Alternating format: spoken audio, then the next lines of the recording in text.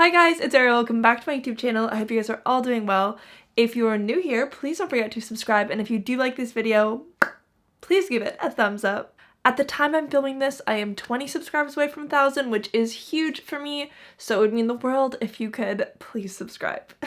Today I want to talk about what it means to live life with intention, and I guess to live the most fulfilling way possible. A little under a year ago, as you guys know, my very long-term relationship ended and my life was kind of like immediately thrown into chaos. All of a sudden I had to move into a new apartment. I had just started my job, which was consuming like a huge part of my life.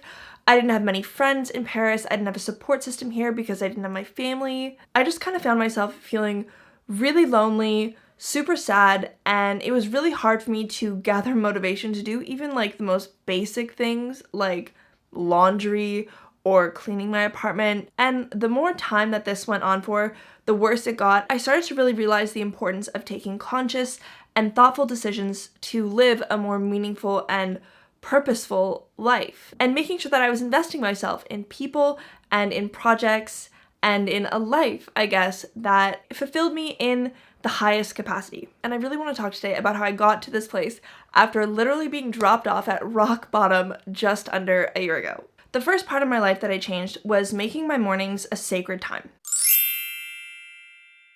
This had become such a big problem for me because I was working from home. So what I would do is I would allow myself to sleep in until like 9:30, 9:45, roll out of bed and just go right to work in my pajamas. And after a while, I started to feel worse and worse, and I knew that this was a main problem for me because I don't even like to sleep in. The fact that I was sleeping in until 9:45 really meant that there was something wrong for me. So what did I change?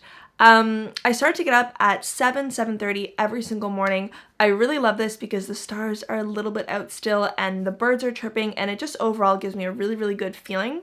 I got myself a yoga mat and I started to do yoga and stretching and morning affirmations every single day. I really don't do anything fancy here. There's tons of like free yoga and meditation resources on YouTube. I will link some of my favorites down below.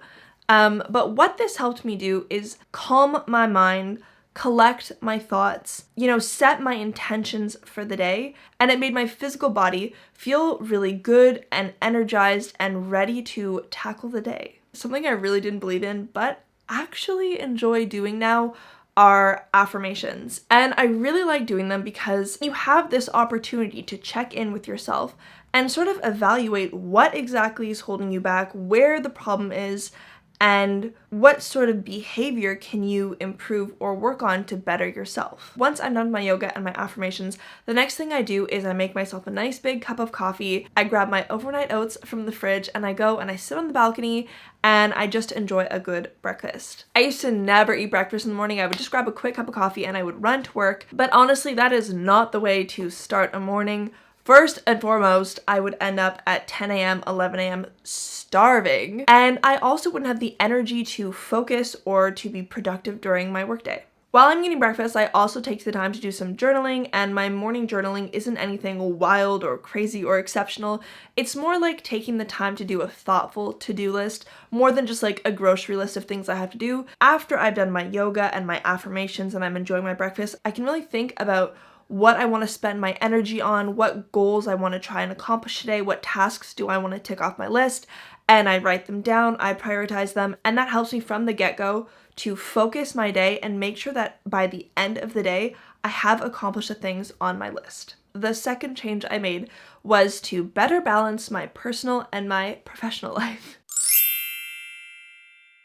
When I first started my job, it was really complicated. I was doing these insane hours, like 10, 11, 12 hours a day at work. I would start work or go into the office really early in the morning and I would end work super late at night, like 8 or 9 p.m. And it just felt like my whole day was consumed by work. And it's not that it wasn't necessarily fulfilling work. Your work might be interesting and might be fulfilling, but at the end of the day, it's not something that you do for you. It is something that you do for a company or for another person. So dedicating a whole day to work just wasn't it for me. Anyways, to tackle this one, it was pretty simple. I made sure that I set up better work boundaries. I decided that I would come in at a certain time in the morning and I would leave by a certain time in the morning. I would not accept meetings past 6 p.m. And I made sure that I would take the appropriate amount of breaks during the day. a lot of the time I wouldn't take a lunch, or I wouldn't take the time to have a little break, and I would just stare at my screen for literally hours upon end. And it was just super unhealthy. It wasn't very productive. And again, I would end my workday and I would just feel drained. Now I take the time to take a full 1 hour lunch break. I go outside, I go for a little walk, and not only does this get me a little bit more energized, it clears my head, it quiets my thoughts, and it gives me a break from the screen, which is so important. Now, the third change that I made was in my home. During a very long time, I would say the first 7 months of moving into my new place, I didn't bother making it feel like my place in any way. I kept saying to myself, this is temporary, I'll move out soon, I'm renting, why would I bother putting money or time or care into my apartment? And I realized that this was such a toxic way to feel, because it just made me feel like I was perpetually in this place of transition, that I wasn't stable, that I didn't have a base. This was so destructive for me because first and foremost, it didn't allow me to get organized in my place. And that doesn't even mean like cleanliness and stuff. It means, buying Tupperware and buying ingredients like spices and flour, because when you don't feel like you're going to be somewhere long term, you don't want to invest in things, in routine things, because you don't feel like this place will be a part of your routine in the future, if that makes sense. And so I didn't have a cooking schedule, I didn't have the right ingredients to make healthy meals, I didn't have the supplies to meal prep. I also didn't give myself permission, so to speak, to decorate the space and celebrate my space. And so for months, my apartment just ended up being 4 white walls, and it was awful. Like, I would come home and I would hate being home, and I would never feel like I was in my place. It was just an awful feeling. Anyways, the way I tackled this was I set myself a small budget, and I gave myself time and permission to go and buy things that would help make this space mine. And the reason why I say I gave myself permission is that, as you guys know, I don't really like to buy material things.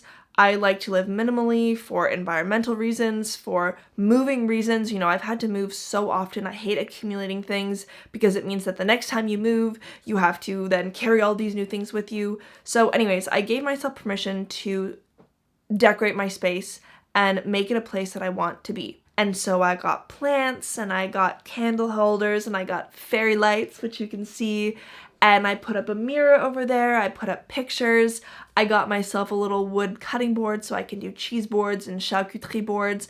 I bought myself wine glasses. I mean, come on, I'm an adult and I didn't have wine glasses. That is literally wild.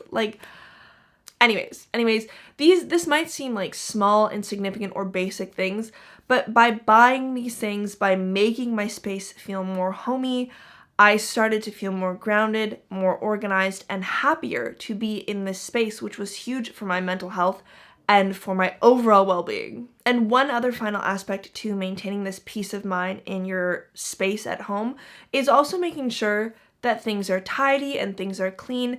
And this is especially important if you live in a small space like me. I live in 16 meters squared. If you've seen my apartment tour, you know. And so when things get dirty, or when there are dishes in the sink, or when there are a few crumbs on the ground, it feels so overwhelming because my kitchen space is also my bedroom space. And so it's not like I can close the kitchen door and be like, oh, I'll deal with that tomorrow and go to bed and watch a movie. It's like I'm sitting here and I know that there is total chaos in the rest of my space, which is directly beside me. So yeah, it's just been overall very important for me to respect the space, to love the space, and to make sure that everything is spick and span as much as possible. My friend used to say a tidy house is a tidy mind, and I 1000% agree. The fourth change I made to live life with intention was to nurture healthy and loving relationships.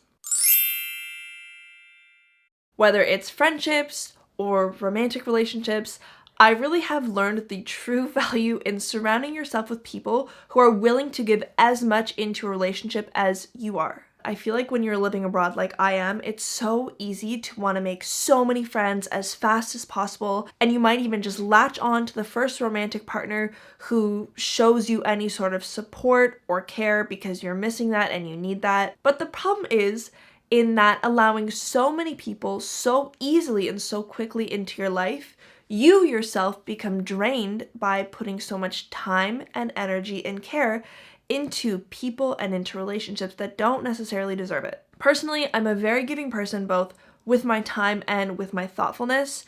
If someone I really care about is in need of help or is in need of support or just needs, something in general, I am there immediately, no questions asked. Like, really, it's important for me and it makes me happy when I can support people that I care about. But what I've learned is that if you're like that, if you're willing to give so much to the people you care about, you need to surround yourself with people who are willing to do the exact same for you so that you feel cared for. It's these kind of mutually loving and caring and supportive and healthy relationships that I realized I want to nurture if I want to live with intention, because they are the relationships that bring me the most joy, that give me the most happiness, and that leave me feeling the most fulfilled. It truly is quality over quantity. Now, the fifth and final change that I made to my life to live with intention is limiting the amount of social media I consume and my screen time.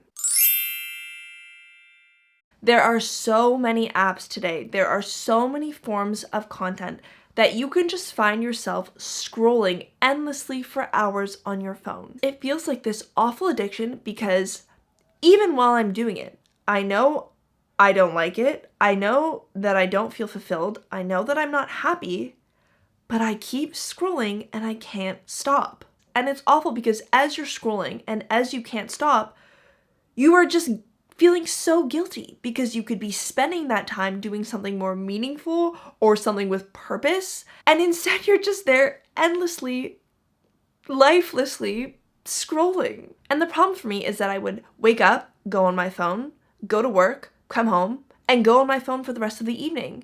And I would just waste my entire evening outside of work on my phone. And by the end of the night at like 11:30, when I'm like, oh my God, I didn't do anything, I was so unproductive, I would feel so guilty about being on my phone for so long that I would never get around to doing other things that were important to me on my laptop or on my phone, because I would say, oh, that's enough screen time, like stop. Something so stupid and so basic is that I had been meaning to buy a couple new things for fall. I didn't really have the right sweaters or the right pants or the right shoes that would make me feel really good about going to work in the fall now that we're sort of less doing the whole work from home thing.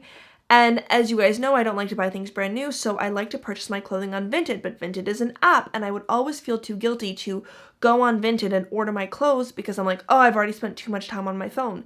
And so weeks would go by and I would be like, I would have all this anxiety and even unhappiness because I wanted to buy these clothes, I wanted to look good at work, but I just never got around to doing it because I was spending so much time doing useless things on social media. And just to keep piling on the issues here is that I found that when I was going on my phone so late at night, like right before I go to bed, I wouldn't be able to sleep after being on my phone for so many hours before bedtime. I'd be on my phone until literally I was gonna fall asleep. I'd put my phone down and I just couldn't turn my brain off. Like I would sit there awake for hours. And then when I eventually did fall asleep, I didn't get any sort of deep sleep. It was like a very light sleep, and I would wake up the next morning for work and just feel exhausted. All that to say, in order for me to live a happier and more fulfilling life, I really had to sit myself down and have a serious talk about how much I use my phone. And at the start, this was very challenging. So honestly, what I ended up doing is I just deleted TikTok and Instagram and Facebook off of my phone. That way there was no temptation. And at least I could start by initiating myself into a world where I couldn't just pick up my phone and scroll endlessly.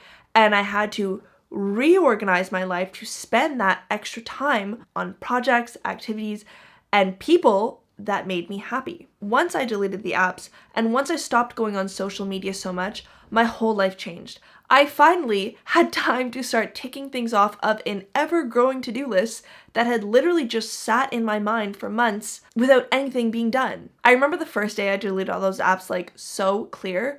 I deleted them in the evening. I got the best night's sleep of my entire life. I woke up the next morning and I was like, the world is my ocean. Today has so many possibilities. Instead of lying in bed for hours on my phone, instead of taking forever to leave the house in the morning, I went out.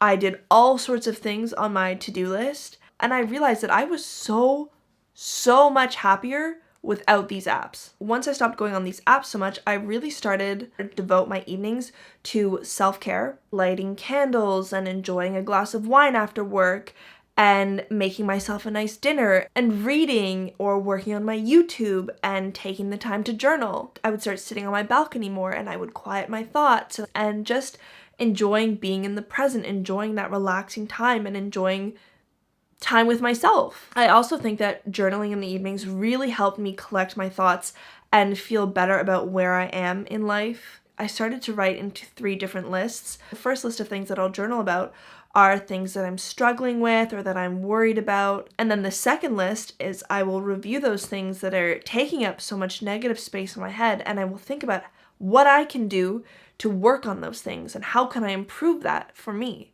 And then the third list that I'll write is I will make myself a little list of all the things that made me really happy that day. And in making these lists, I allowed myself to acknowledge the things that were worrying me, the things that were bothering me, and the things that also made me really happy. And by acknowledging these things, you can then start to think about how you're going to fix them or how you can reproduce them if they were positive feelings. And when you take the active steps to work on these things or improve these things, it immediately took so much weight off my shoulders and made me feel a lot less anxious on a daily basis. So I know that was long, but that is everything I'm doing right now to help me live with intention, to help me live a really fulfilling, happy, and positive life. I hope you enjoyed this video, and I hope it gave you some ideas for how you can reorganize your life in a way that'll help you live with more intention and feel happier about where you are in life. And I also hope that if you're watching this video and you are feeling